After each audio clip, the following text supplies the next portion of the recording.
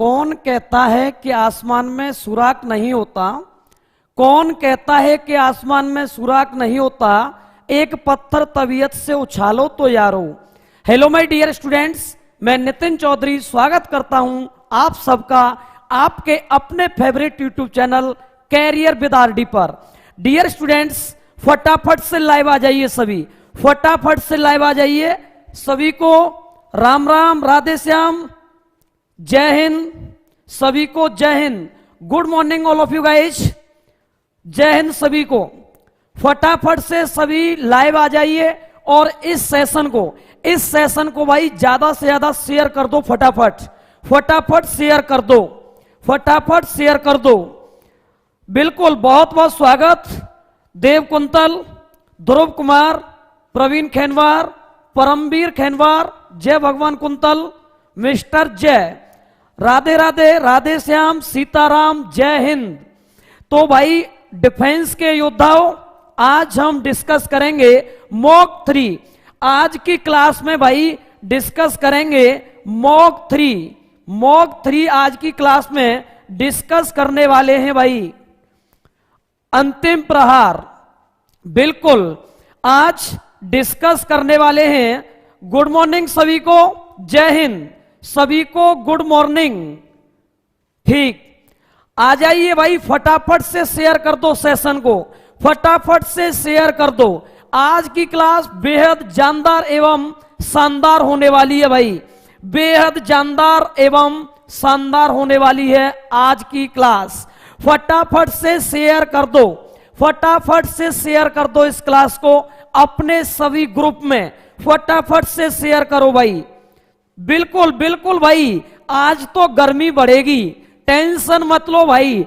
Temperature high होने वाला है, टेम्परेचर एकदम हाई होने वाला है भाई।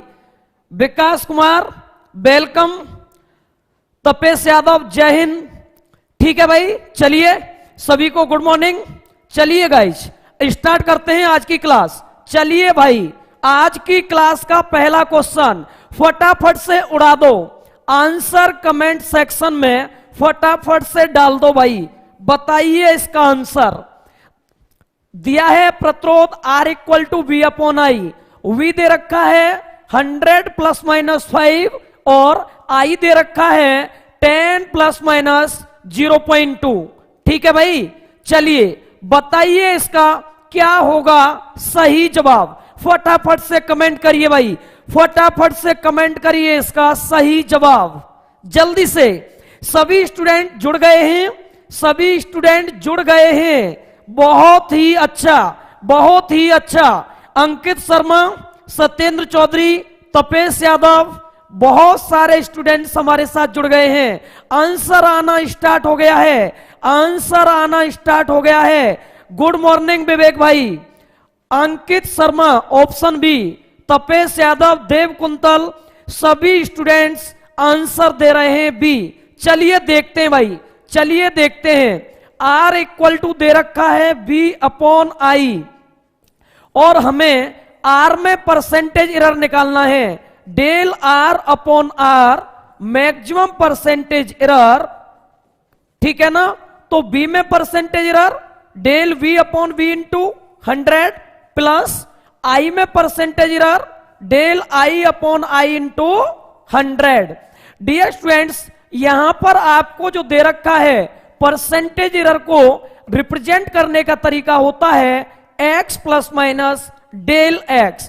ये होता है टोटल और ये होता है लीस्ट काउंट, ये होता है टोटल और ये होता है लीस्ट काउंट। यहां विभव की बात करेंगे तो v की वैल्यू ये होगी ± डेल b। तो डेल b की वैल्यू भाई 5/b की वैल्यू 100 × 100 प्लस ये क्या होगा I ± डेल I। तो डेल्टा I की वैल्यू 0.2 और I की वैल्यू 10 × 100। 100 से 100 कैंसिल हुआ, 0 से 0 कैंसिल हुआ, ये हो गया भाई 5 + 0.2 × 10, 2 होगा, ये होगा 7%, ये होगा भाई 7%। Option number B, option number B, option number B बिल्कुल करेक्ट आंसर है। ऑप्शन नंबर बी एकदम सही आंसर है। चलिए भाई नेक्स्ट क्वेश्चन देखिए फटाफट से। आंसर कमेंट सेक्शन में, आंसर कमेंट सेक्शन में आंसर दीजिए जरा। विद्युत चुंबकीय तरंगों का चुंबकीय ऊष्मीय विकिरण किससे संबंधित होता है? इलेक्ट्रोमैग्नेटिक वेव EMW किससे रिलेट होती हैं? इनका जो ऊष्मीय विकिरण है, थर्मल रेडिएशन है, वो किससे रिलेट होता है? फटाफट से बताइए भाई, फटाफट से बताइए इसका आंसर जल्दी से। बिल्कुल विद्युत चुंबकीय तरंगों का ऊष्मीय विकिरण संबंधित होता है इंफ्रारेड रीजन, अवरक्त क्षेत्र से, अवरक्त क्षेत्र से। ऑप्शन डी, ऑप्शन डी इसका सही जवाब होगा। बिल्कुल सही जवाब, ऑप्शन डी इसका सही जवाब होगा। चलिए भाई, चलिए नेक्स्ट क्वेश्चन की ओर। नेक्स्ट क्वेश्चन देखिए आज की क्लास का अगला क्वेश्चन नंबर 3 देखिए जरा अपनी बोर्ड स्क्रीन पे और फटाफट से इसके आंसर कमेंट सेक्शन में डालिए। जल्दी से बताइए भाई इसका आंसर। डॉपलर प्रभाव का पालन नहीं होता है यदि ध्वनि स्रोत का वेग, ध्वनि स्रोत का वेग।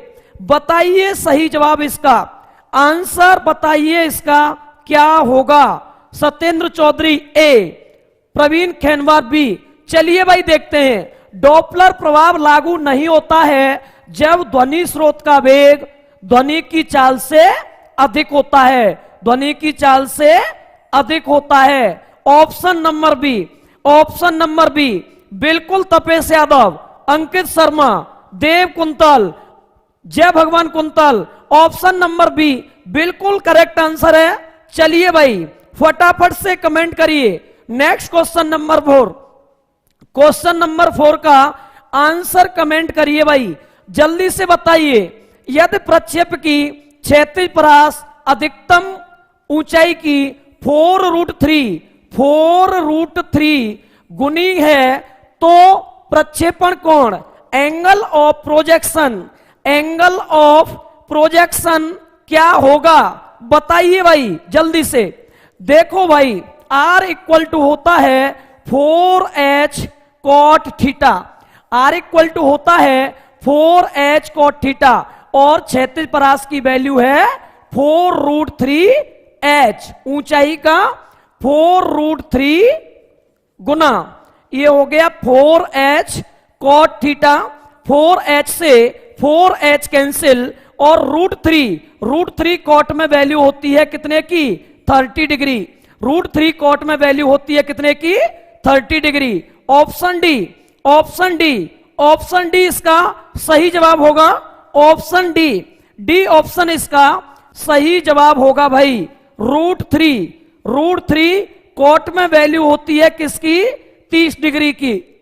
√3 कॉट में वैल्यू होती है 30 डिग्री की। चलिए भाई, चलिए देखते हैं आज की क्लास का नेक्स्ट क्वेश्चन। फटाफट से कमेंट करिए, फटाफट से कमेंट करिए इसका सही जवाब। सर्दियों में कपड़े हमें गर्म रखते हैं, क्यों रखते हैं गर्म? मैंने बात करी थी आपसे, मैंने आपसे बात करी थी कि आज टेम्परेचर हाई होने वाला है, होने वाला है, बताया था कि नहीं? आज भाई टेम्परेचर हाई, गर्मी बढ़ने वाली है, बोला था ना, वही हो रहा है। देखिए जरा, सर्दियों में कपड़े हमें गर्म रखते हैं, क्यों गर्म रखते हैं? इसका रीजन फटाफट से आंसर, फटाफट से आंसर बताइए। आंसर आना शुरू हो गया है। ऑप्शन नंबर सी बिल्कुल सही जवाब, बिल्कुल सही जवाब। शारीरिक गर्माहट को बाहर नहीं निकलने देते, शारीरिक गर्माहट को बाहर नहीं निकलने देते, ठीक है ना? बिल्कुल सही, वेरी फैंटास्टिक, बहुत ही शानदार भाई।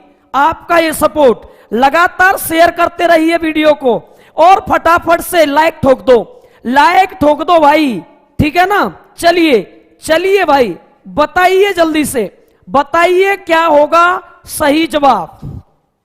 क्वेश्चन नंबर 6, क्वेश्चन नंबर 6 का CR की डायमेंशन, CR की विमा पूछी जा रही है। फटाफट बताइए, फटाफट बताइए भाई। CR की विमा, CR की विमा बताइए भाई, जल्दी से बताइए क्या होगा, क्या होगा सही जवाब।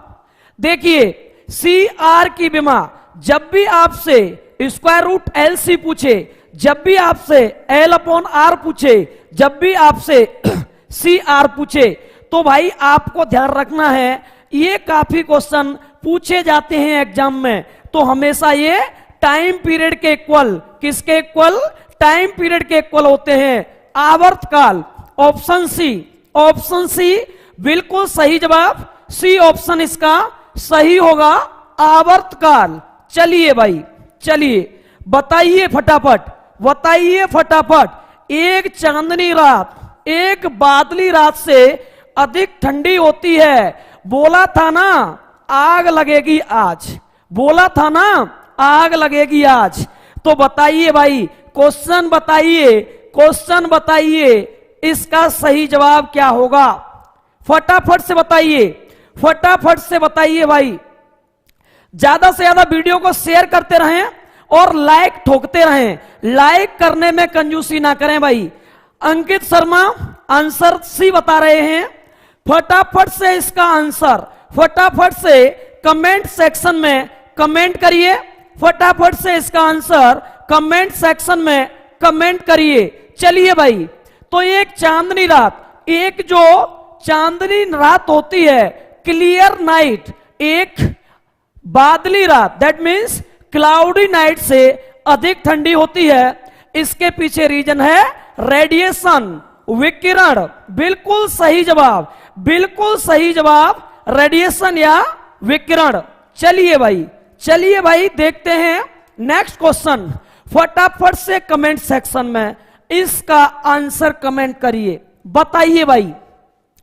एक सरल आवर्त गति करते हुए कण का आवर्तकाल 6 सेकंड है, आयाम 3 सेंटीमीटर है, इसका अधिकतम वेग, वेग पूछा जा रहा है। सरल आवर्त गति में SHM में, SHM में भाई, SHM में सिंपल हार्मोनिक मोशन में बताइए V मैक्सिमम क्या होता है, A ओमेगा, क्या होता है, A ओमेगा, और ओमेगा इक्वल टू होता है 2 पाई अपॉन T, और A की वैल्यू है कितना, A की वैल्यू है कितना, 3 सेंटीमीटर, 2 पाई अपॉन T, और T की वैल्यू है 6 सेकंड।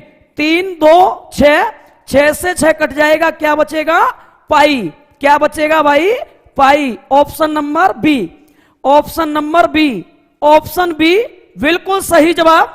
चलिए देखते हैं नेक्स्ट क्वेश्चन, देखते हैं भाई नेक्स्ट क्वेश्चन। देखिए, देखिए अगला क्वेश्चन आपके सामने है। प्रक्षेप गति के दौरान कब वस्तु के वेग तथा त्वरण परस्पर लंबवत हो जाते हैं। प्रक्षेप गति में, प्रोजेक्टाइल मोशन में वेलोसिटी और एक्सेलरेशन कब दोनों एक दूसरे के परपेंडिकुलर होते हैं। फटाफट से आंसर दीजिए, जल्दी से भाई आंसर दीजिए इस क्वेश्चन का। कब वेग और त्वरण एक दूसरे के लंबवत होते हैं, बताइए जरा। बिल्कुल सही जवाब, बिल्कुल सही जवाब। आंसर आना स्टार्ट हो गया है सी, एट द टॉप मोस्ट, उच्चतम बिंदु पर। प्रोजेक्टाइल मोशन में, प्रोजेक्टाइल मोशन में मैक्सिमम पॉइंट पे वेग और त्वरण क्या होते हैं, एक दूसरे के परपेंडिकुलर होते हैं, लंबवत होते हैं। चलिए भाई, चलिए भाई देखिए अगला क्वेश्चन, बताइए फटाफट इसका आंसर, बताइए फटाफट इसका आंसर। चाय की केतली के हैंडल लकड़ी के बनाए जाते हैं, इसका रीजन क्या है। चाय की केतली के हैंडल लकड़ी के बनाए जाते हैं, इसका रीजन क्या है, बताइए भाई, बताइए भाई फटाफट, फटाफट बताइए इसका आंसर। चाय की केतली के हैंडल लकड़ी के क्यों बनाए जाते हैं। आंसर आना स्टार्ट हो गया है। Dev Kuntal, Praveen Khenwar, airman Anil, Yogendra Rajput, Tapesh Yadav, very nice, fantastic भाई, बहुत ही शानदार, बहुत ही शानदार। लकड़ी ऊष्मा की कुचालक है। Would is a bad conductor of heat. Would जो होता है वो हीट का बैड कंडक्टर होता है, इसीलिए चाय की केतली के हैंडल लकड़ी के बनाए जाते हैं। क्लियर है भाई साहब? चलिए चलिए साहब आगे देखिए। नेक्स्ट क्वेश्चन 11, क्वेश्चन नंबर 11 फटाफट से आंसर कमेंट करिए। पृथ्वी तल पर पलायन वेग वी है, उस ग्रह से पलायन वेग क्या होगा जिसकी त्रिज्या पृथ्वी की 4 गुनी, घनत्व पृथ्वी का 9 गुना, घनत्व 9 गुना कर दिया और त्रिज्या कितनी कर दी? 4 गुनी। तो भाई साहब बात कर रहा है ये किसकी? पलायन वेग की। पलायन वेग जो होता है आर पे और रो पे, दैट मीन्स पलायन वेग का मान घनत्व पे और त्रिज्या पे कैसे डिपेंड रहता है? ऐसे। तो डियर स्टूडेंट्स, अगर मैं बात करूं किसी प्लेनेट के लिए तो वीपी और पृथ्वी के लिए वीई, तो बराबर होगा आरपी अपॉन आर ई और ये होगा रो पी अपॉन रो ई। देखिए जरा, किसी ग्रह पर पृथ्वी की त्रिज्या कितनी हो जाएगी? पृथ्वी की 4 गुनी 4 R E upon R E, और घनत्व कितना? 9 गुना 9 रो ई अपॉन रो ई। ये कैंसिल 4 और 9 का स्क्वायर रूट 3, 4 इंटू 3 12, तो 12 बीई। क्वेश्चन नंबर 11 का आंसर होगा बी। क्वेश्चन नंबर 11 का आंसर होगा बी। सही जवाब दो भाई, सही जवाब दो, सही जवाब दो। बी होगा इसका सही जवाब। 12 बीई, 12 बीई। देखिए जरा भाई साहब, 12 बीई होगा इसका सही जवाब। चलिए चलिए भाई, कोई दिक्कत नहीं है भाई, कोई दिक्कत नहीं है, कोई दिक्कत नहीं है भाई। अंकित, नीरज शर्मा, कोई दिक्कत नहीं है भाई साहब। चलिए आगे देखिए, आगे देखिए। नेक्स्ट क्वेश्चन 12, क्वेश्चन नंबर 12 क्या है? क्वेश्चन नंबर 12 है 98 न्यूटन का बल बर्फ पर रखे 100 किलोग्राम के द्रव्यमान को ठीक गतिशील करने हेतु आवश्यक है, स्थैतिक घर्षण गुणांक का मान कितना होगा? तो भाई साहब ये तो बहुत आसान सवाल है, ये तो बहुत आसान सवाल है। F upon R, mu equal to F upon R. F upon R होता है एम जी, आर होता है एम जी। एफ की वैल्यू 98 न्यूटन, एम की वैल्यू 100 केजी और जी की वैल्यू 9.8। ये कैंसिल हो जाएगा 10 टाइम और 10 से ये हो जाएगा 10 टाइम। 1/10 0.1, 0.1। ऑप्शन नंबर डी बिल्कुल सही जवाब। ऑप्शन डी, ऑप्शन डी इसका सही जवाब होगा। बिल्कुल सही जवाब, बिल्कुल सही जवाब। बहुत ही शानदार। फटाफट से बताइए, फटाफट से बताइए। विद्युत फ्लक्स का एस आई मात्रक, विद्युत फ्लक्स का एस आई मात्रक, S I unit of electric flux, electric flux की एस आई यूनिट क्या होती है? फटाफट आंसर दीजिए, फटाफट से आंसर दीजिए भाई, जल्दी से आंसर दीजिए इसका, फटाफट आंसर दीजिए। तो भाई साहब वैद्युत फ्लक्स का जो मात्रक होता है, वैद्युत फ्लक्स का जो मात्रक होता है वो क्या होता है? बताइए जरा। न्यूटन इंटू मीटर स्क्वायर पर सेकेंड, ठीक है ना? और newton into metre, 1 newton into metre क्या होता है?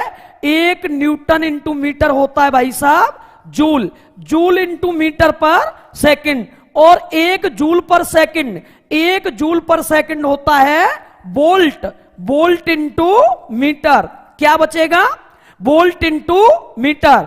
Option number C, option number C, option number C. A नहीं होगा भाई साहब, ए नहीं होगा। ए होता है चुंबकीय फ्लक्स का, ए होता है मैग्नेटिक फ्लक्स का, वेबर होता है मैग्नेटिक फ्लक्स का, ठीक है ना? ये चुंबकीय फ्लक्स का मात्रक है, चुंबकीय फ्लक्स का मात्रक है। लेकिन पूछा जा रहा है किसका? वैद्युत फ्लक्स का, इलेक्ट्रिक फ्लक्स का, तो आंसर होगा C, volt into metre, volt into metre. चलिए भाई, चलिए देखिए जरा, फटाफट से बताइए आंसर, फटाफट से इसका आंसर दीजिए कमेंट सेक्शन में जाके। अनुदैर्ध्य विकृति केवल पॉसिबल है, अनुदैर्ध्य विकृति longitudinal strain is only possible in, किसमें संभव है?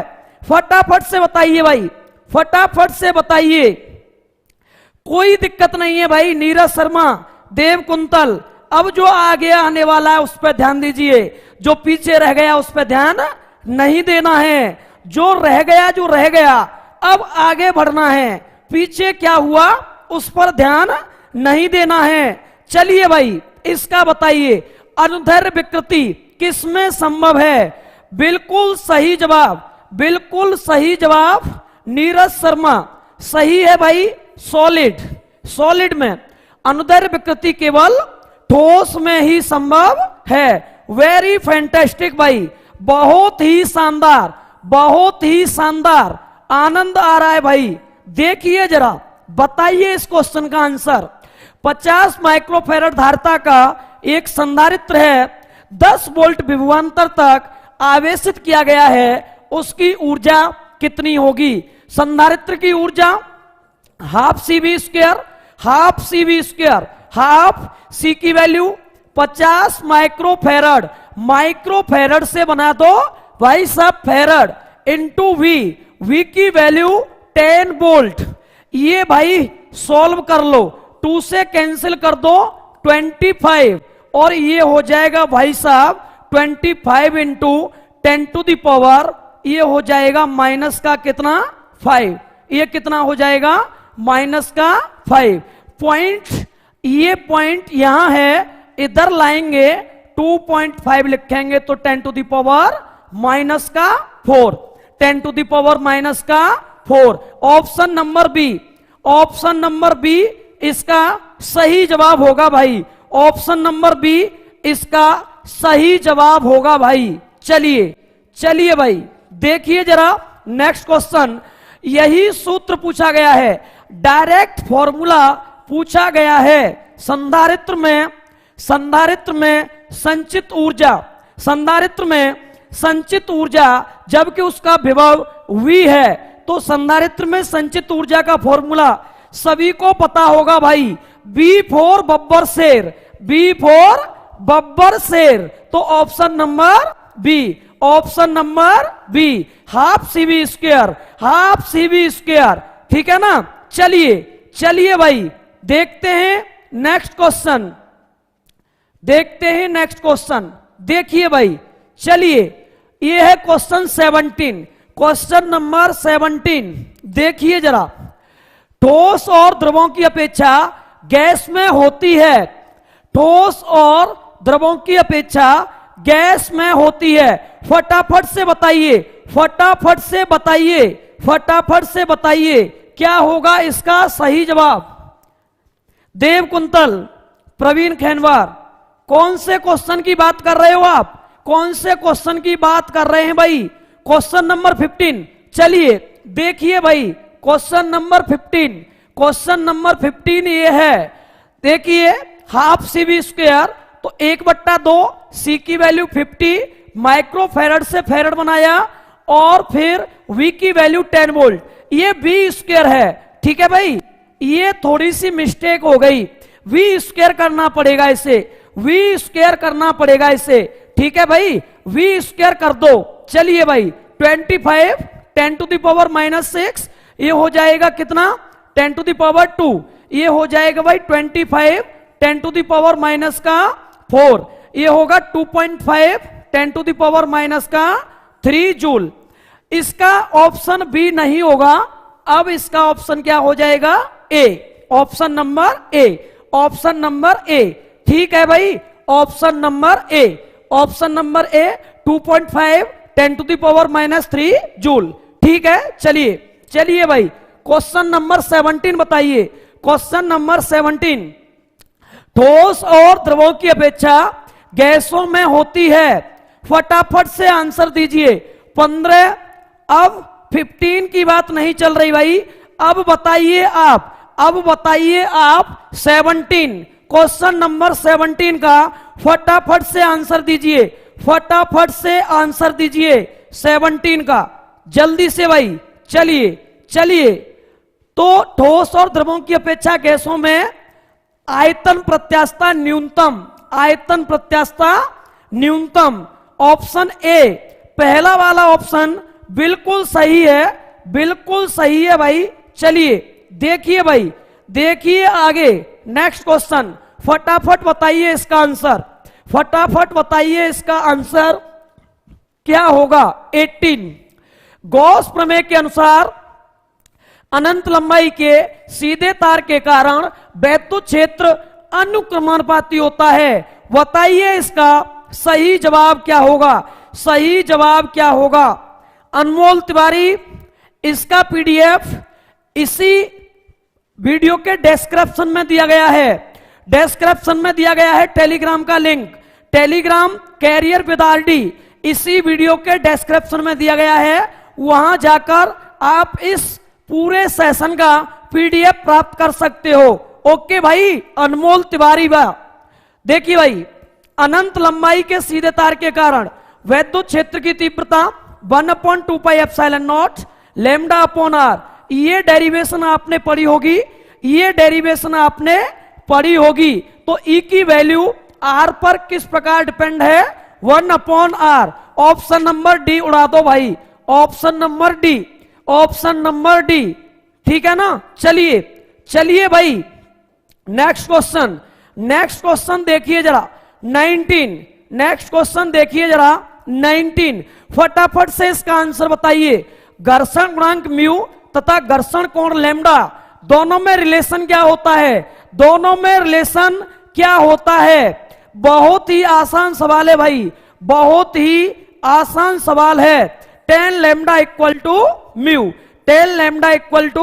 म्यू, ऑप्शन नंबर सी इसका सही जवाब है। चलिए भाई देखिए नेक्स्ट क्वेश्चन, फटाफट से इसका आंसर कमेंट करिए। चंद्रमा का कक्ष वेग कितना बढ़ाने पर वह पृथ्वी का उपग्रह नहीं रह जाएगा।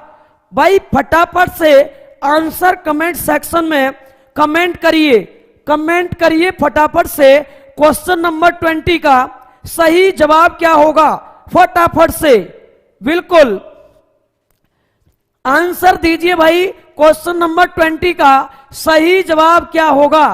देखिए साहब इस क्वेश्चन को बताइए जरा, आंसर आना स्टार्ट हो गया है। बी, एस्केप वेलोसिटी का रिलेशन, बिल्कुल सही कहा भाई। गोपाल सिंह झा, गुड मॉर्निंग भाई, जय हिंद, बिल्कुल सही, very fantastic. V equal to होता है √2BO, V इक्वल टू होता है √2BO। ये होता है एस्केप वेलोसिटी, और ये होता है भाई ऑर्बिटल वेलोसिटी, ठीक है ना भाई साहब। कच्चे वेग को कितना बढ़ाएं, कितना गुना करें, √2 टाइम्स करने पे ये BE के इक्वल हो जाएगा और वो पलायन कर जाएगा। भाई साहब वो यहां नहीं रहेगा, वो कहां चला जाएगा, अनंत में चला जाएगा, ठीक है ना, अनंत में चला जाएगा। कौन, सैटेलाइट पृथ्वी तल से अनंत में चला जाएगा, ठीक है ना। चलिए भाई देखिए नेक्स्ट क्वेश्चन, बताइए इसका फटाफट क्या होगा सही जवाब। 3 द्रव जिनके घनत्व D, 2D, 3D हैं, भार के समान अनुपात में मिलाए जाते हैं, मिश्रण का आपेक्षिक घनत्व क्या होगा। फटाफट से इसका आंसर कमेंट करिए। सभी स्टूडेंट लगातार इस सेशन को शेयर करते रहें और भाई साहब लाइक ठोकते रहें। चलिए भाई, चलिए देखते हैं इसको। आपेक्षिक घनत्व, तो मिश्रण का आपको डेंसिटी पूछा जा रहा है, तो सबसे पहले घनत्व का फॉर्मूला। भाई साहब घनत्व क्या होता है? घनत्व होता है द्रव्यमान बट्टे आयतन। क्या होता है? द्रव्यमान बट्टे आयतन। कुल मिलाकर density equal to mass upon volume, mass upon volume.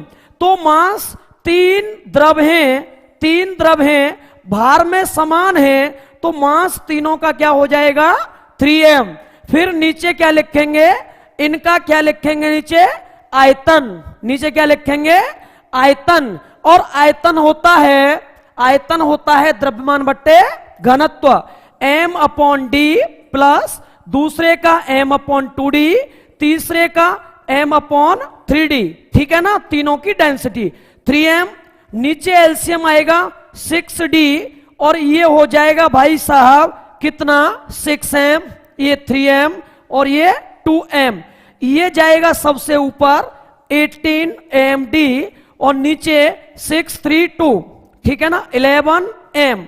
m से m कैंसिल होगा, बचेगा कितना? 18d upon 11, 18d upon 11, 18 upon 11d। Option number B, option number B, option number B बिल्कुल सही। ऑप्शन नंबर बी इसका सही जवाब होगा। कितना? 11, 18d अपॉन 11। चलिए भाई साहब, चलिए देखिए आज का नेक्स्ट क्वेश्चन 22। क्वेश्चन नंबर 22 देखिए जरा। 22 बर्नौली समीकरण के अनुसार P upon rho G plus H plus half B square upon G equal to constant. नियतांक है ए बी सी क्या कहलाते हैं?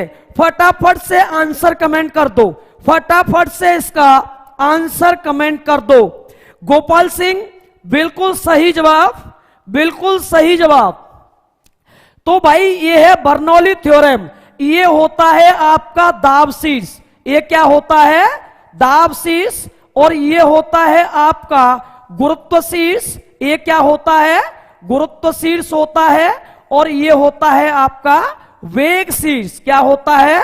वेग शीर्ष। तो डियर स्टूडेंट्स इसका सही जवाब क्या होगा? दाब शीर्ष, गुरुत्व शीर्ष और वेग शीर्ष। Option number C, option number C इसका सही जवाब होगा, बिल्कुल सही जवाब। चलिए भाई, चलिए भाई देखते हैं आज की क्लास का नेक्स्ट क्वेश्चन। फटाफट से इसका आंसर बताओ, फटाफट से इसका आंसर बताओ। नदी में जलधारा का वेग, नदी में जलधारा का वेग सभी जगह समान होगा। मध्य में ज्यादा किनारों पर कम होगा, मध्य में कम किनारों पर ज्यादा होगा, एक किनारे से दूसरे किनारे तक बढ़ेगा। फटाफट से कमेंट कर दो, फटाफट से इस क्वेश्चन का आंसर आप सभी लोग कमेंट करें भाई। आंसर आना स्टार्ट हो गया बी। चलिए देखते हैं। नदी में जलधारा का वेग, तो नदी में जलधारा का वेग मध्य में ज्यादा होगा, किनारों पर कम। मध्य में ज्यादा होगा और किनारों पर होगा कम। किनारों पर होगा भाई कम, तो मध्य में ज्यादा व किनारों पर कम। बिल्कुल सही जवाब option number B, option number B इसका राइट आंसर है। चलिए भाई, चलिए भाई फटाफट फटाफट बताइए क्वेश्चन नंबर 24। 24 का सही जवाब क्या होगा बताइए। यदि किसी पिंड का द्रव्यमान m है, किसी अक्ष के प्रत्यय जड़त्व आघूर्ण I है, कैपिटल I दे रखा है, तब उस अक्ष के प्रत्यय घूर्णन त्रिज्या, तब उस अक्ष के प्रत्यय घूर्णन त्रिज्या। डायरेक्ट फॉर्मूला पूछा गया है, डायरेक्ट फॉर्मूला पूछा गया है भाई। इसमें डायरेक्ट फॉर्मूला पूछा गया है। फटाफट कमेंट करिए।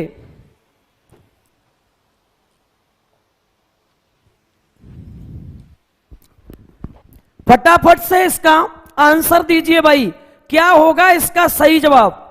फटाफट चलिए भाई, चलिए भाई। ये होता है I equal to M K square, और ये है घूर्णन त्रिज्या, radius of gyration, radius of gyration. ये हो जाएगा भाई साहब square root I upon M, square root I upon M. Option number B, option number B बिल्कुल सही जवाब। और आज के सेशन का, अब चलते हैं भाई आज के सेशन का लास्ट सवाल लेकर। अंतिम क्वेश्चन है आज के सेशन का, लास्ट क्वेश्चन है। देखिए अपनी बोर्ड स्क्रीन पर आज की क्लास का लास्ट क्वेश्चन देखिए जरा, फटाफट इसको बताइए इसका सही जवाब क्या होगा। कमेंट सेक्शन में जाके भाई साहब कमेंट करिए, तोते उड़ा दो तोते, फटाफट बताइए इसका सही जवाब क्या होगा। फटाफट से बताइए भाई, फटाफट से बताइए इसका सही जवाब क्या होगा। चलिए भाई फटाफट आंसर दो। आज की क्लास का लास्ट क्वेश्चन, आज की क्लास का लास्ट क्वेश्चन आपकी बोर्ड स्क्रीन पर है। फटाफट से भाई बताइए इसका सही जवाब, फटाफट से जल्दी से बताइए। ऑप्शन आना शुरू हो गया है बी, ऑप्शन बी। अधिकतर स्टूडेंट्स इसका जवाब दे रहे हैं ऑप्शन बी। चलिए भाई, चलिए भाई बिल्कुल तोते उड़ा दो तोते भाई, एक एक क्वेश्चन को बिल्कुल उड़ा दो, छूटना नहीं चाहिए, छूटना नहीं चाहिए भाई, टेंशन मत लो। देखिए द्रव्यमान एम, लंबाई एल की एक पतली छड़ का इसके एक सिरे से लंबाई के लंबवत गुजरते हुए अक्ष के प्रत्यय जड़त्व आघूर्ण कितना होता है। फटाफट से इसका आंसर कमेंट सेक्शन में कमेंट करिए। चलिए भाई, चलिए भाई, तो ये सेंटर ऑफ मास और मोमेंट ऑफ इनर्शिया, ये कंसेप्ट आपको भले भांति पता होगा कि एक पतली छड़ है और उसके एक सिरे से लंबाई के लंबवत गुजरते हुए अक्ष के प्रत्यय जो जड़त्व आघूर्ण है, इसका फॉर्मूला होता है भाई क्या, ml2/3, ml2/3, option number B. तो भाई साहब ये हो गया आज का क्वेश्चन फिनिश, ये हो गया एकदम फिनिश आज का सेशन। तो फटाफट अपना स्कोर, फटाफट से सभी अपना स्कोर कमेंट करिए। आपका क्या रहा स्कोर, आपका स्कोर क्या रहा आज की इस क्लास का, मॉक 3 का आपका स्कोर क्या है, फटाफट से बताइए भाई, फटाफट से बताइए भाई, जल्दी से बताइए, फटाफट कमेंट करिए अपना अपना स्कोर, अपना अपना स्कोर कमेंट करिए भाई, फटाफट से अपना अपना स्कोर कमेंट करिए। आप आज की क्लास में मॉक 3 में आपका स्कोर क्या रहा बताइए।